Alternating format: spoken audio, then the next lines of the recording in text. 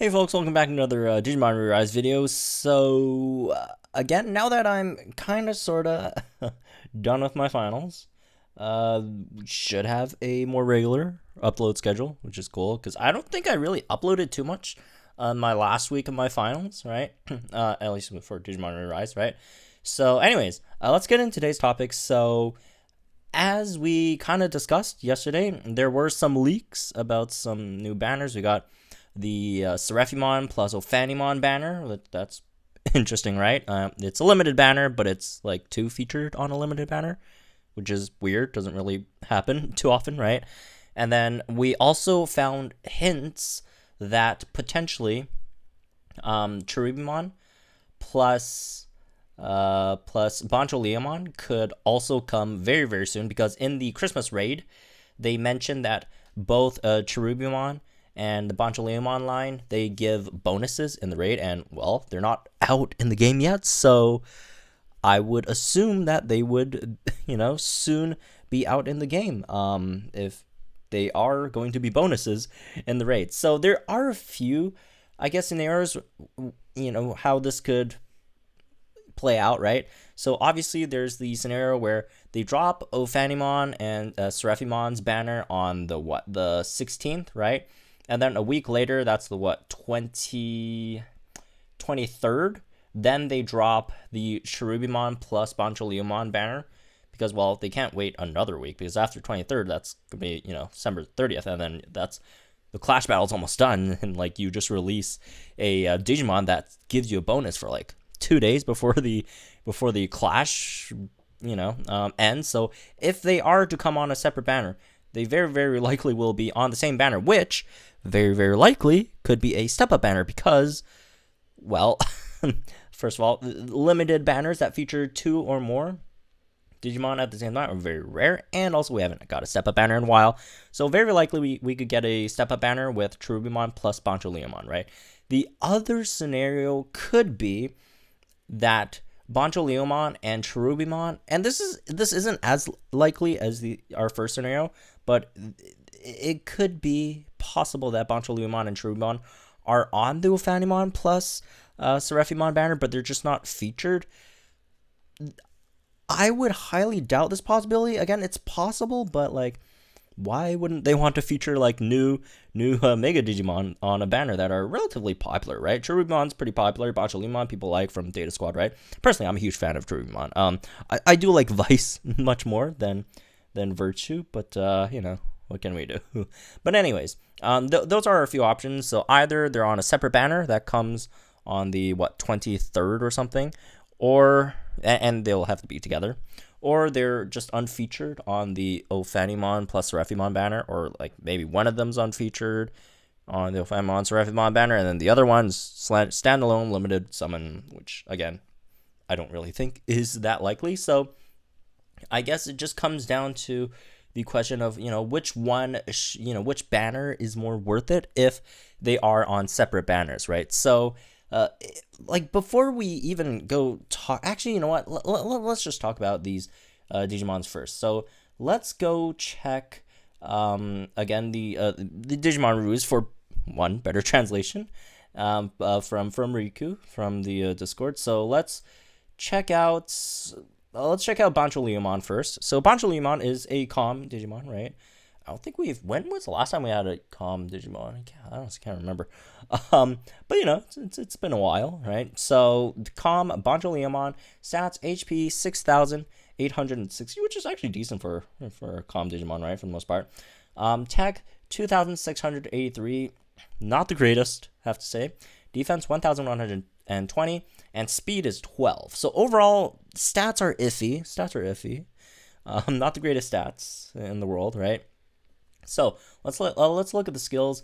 A main skill deals 460% damage to one enemy, and then increases self crit chance by 50%. It's only himself, right? And then 60% chance to inflict enemy with stun for 2 turns. So this is a very, very strong single target hit. Like, do not underestimate this one hit. Like, you increase your crit rate by 50%, and then you have a 6% chance to stun the enemy. And then you also deal, a pretty decent multiplier on that as well. But keep in mind, again, this is a single target. You're not going to be hitting multiple targets with it. So, just keep that in mind. And then the sub skill is deals 260% damage to 2 enemies, reduce the 2 enemies' defense by 20%. This is kind of a fodder skill. Like, if you're running Minervamon, you already have the passive defense decrease, right? If not, then this is fine. But it's only to 2 enemies, so you're not hitting the biggest range. But again, it's not a terrible move. It's just easily replaceable, right? Passive grants calm allies immunity to DOT, well, more specifically, poison, burn, and air for 1 turn. Increases own block rate by 20%. Upon blocking an attack, damage received is mitigated by 75% instead of the usual 50%. So, Bancholeomon is like, it's a pretty decent, standalone unit. If like team play was not a thing, then Bancholeomon's not terrible, self-sustainable for the most part. But thing is, it's not going to help too much in a team, especially in Battle Park. Your main skill is a single target, so you're not helping too much in that department, right? And then your sub skill is not that great. Your passive that grants immunity to calm allies for a lot of these DOTs, that's not bad, right? You can use it for that for the most part. Oh, I remember the last calm we got was Beelzemon, which actually wasn't too long ago, but Beelzemon's not that great, unfortunately. So this is okay, and these are not terrible skills, but when you're using, when you're building a team for Battle Park, this is not the type of unit you're looking for, right? This is more suited for clash battles because again, this main skill, single target damage, it's not bad. Again, very likely you're not gonna pull off the stun because most of the time you can't stun any clash battle opponents, so that's gonna be not that useful of a effect there. So like overall, he's a weird unit because like you definitely don't really want to bring him in clash battles unless you're just running a full comm team, I guess. But then if you're running him in clash battles, if you're not running him in Battle Park, like his skills, his set is not that great either. Like the block is nice, right? The multiplier on the main skill is nice. The increase crit is nice, but then like everything else is just not that great. Like there's just much better units that could do his job better than he does his job, which is very unfortunate for Bancholeomon. So overall, I don't think Bancholeomon's that great. I think he's easily skippable if it's not a step up. If it's just like a step up and then you could get Bancholeomon guaranteed, then go for it, right? It's guaranteed. Spend a few gems in there potentially, and it also depends on who the pairing partner is, which at the moment we are theorizing it to be Cherubimon, right? So let's move on to Cherubimon. So Cherubimon, let's go over its stats. 5,874 HP, 2,416 tech, 1,210 defense, 12 speed. So overall, really trash stats, right? Nothing to really gloat about in stats, but where Cherubimon actually shines is its passive. So, let's look at over the skills, starting from the passive. Grants immunity to shock, paralyze, not all the, but is that all? I think that's all. The CCs for calm and brave allies for 1 turn, as well as increase calm and brave allies block rate by 30%. So if you're running a calm / brave team, this is a very, very good unit. Reminds you a bit of Phoenixmon, right? So moving on to its other skills, which is kind of interesting as well. So main skill, 170% damage to all enemies. You're barely going to do any damage with this, with a very, very low tech stat. I wouldn't say very, very, but decently low tech stat. And then bad multiplier. It is against all enemies, so there's that. And then you increase calm brave allies defense by 30%, right? And then also grants calm brave allies HP regen, 1,000 HP per turn. That's pretty interesting, A lot of people have been fighting Daemon in Battle Parks, right? Daemon's only 500 regen, and that's only for one Digimon. If you're granting like your whole team 1,000 HP regen per turn, if you stack them up with some, decent defensive plugins, right?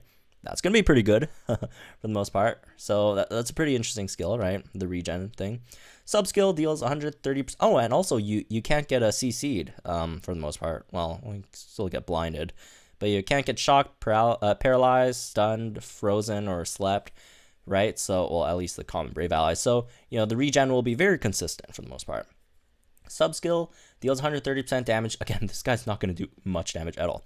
To all enemies, increases power of brave allies by 30% and increase tech tech of calm allies by 30%. So this is a pure brave / calm support, like right. If you're if you got a brave / calm team that you could put together, this is a very, very good unit to throw in there, right?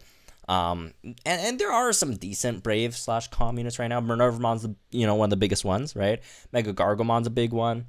As for brave, you do have the new Rustharanmon, which is great, right? Pumpkinmon, if you get him all the way up to skill level 10, that's another great option. So overall, you got some good options there in terms of building a brave / calm team.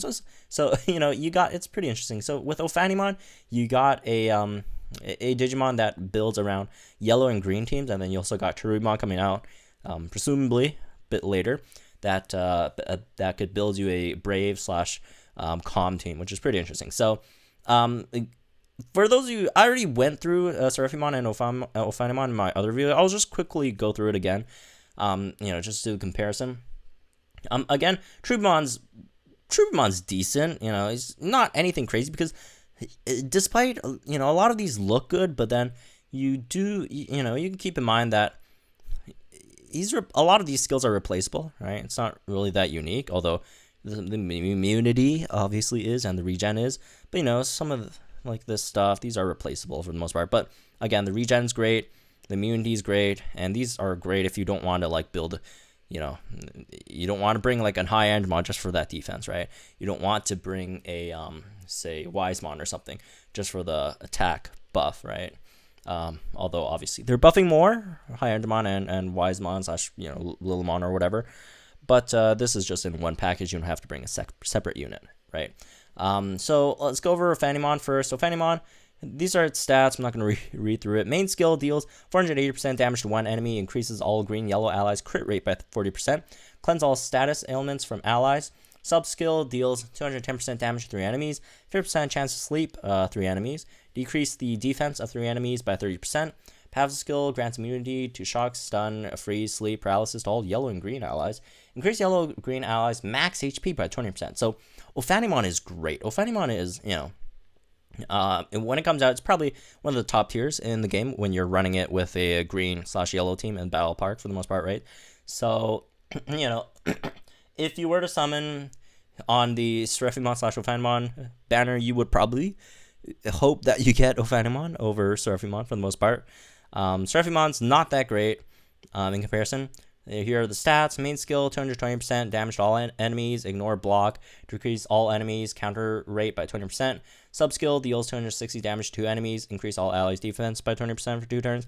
Passive skill grants immune to poison, burn, air immune to brave allies, right? So again, Seraphimon not that great. It could do a decent amount of damage, I guess, with the main skill, although it's all enemies and then multiplier's not that great. But, the base stat's not terrible, and then it ignores blocks, so there's that. So overall, both of these banners, assuming they're coming out with as one banner Seraphimon plus OPHANI, the other banner Cherubimon plus, what's the other? Bancholeo. Both of them have a decent unit and then a not-so-great unit. The decent unit being OPHANIMON / Cherubimon, the not-so-great one being Bancholeomon and Seraphimon. Overall, I'd say the OPHANIMON one's a bit better, just because OPHANIMON itself is much better than Cherubimon, and then I'd argue Seraphimon's probably better than Bancholeomon for the most part.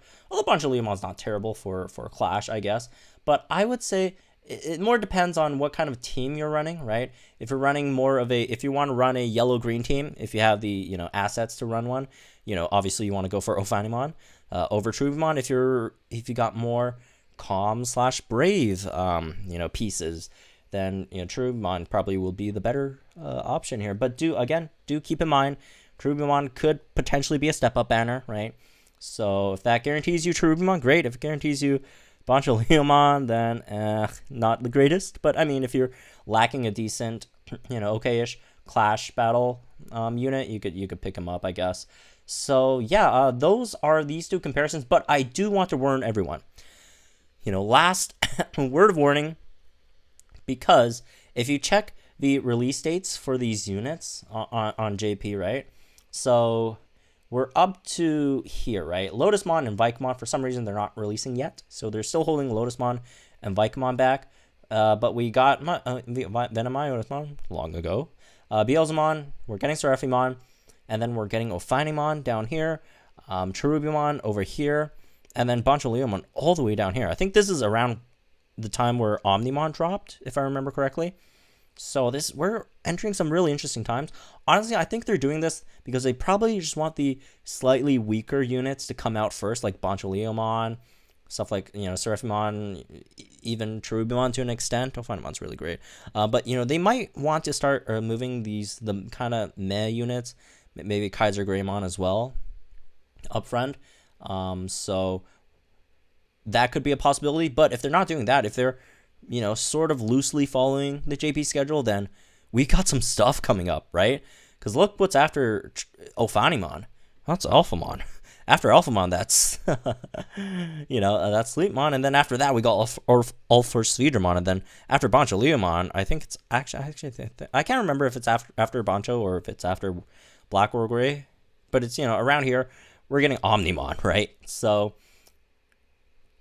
word of caution.